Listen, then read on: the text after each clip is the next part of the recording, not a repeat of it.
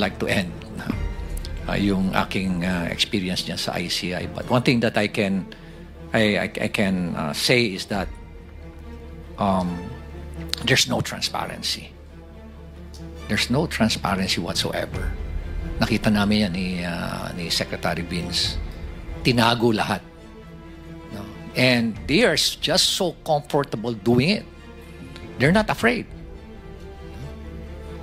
Imagine, hindi man lang nila naisip na paano ang taong bayan.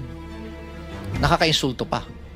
At ito nga, lately nga, sinabi pa na yung involved na congressman dyan, si Saldico, he did not abandon it. It was a sacrifice. My God! Nagdakaw ka ng bayan, kasi sasabihin mo, it was a sacrifice on your part. And it's not an abandonment. Ganyan na ba kababa yung standard natin sa Kongreso, Mr. Chair? Ganyan na ba tayo kawalang hiya ngayon?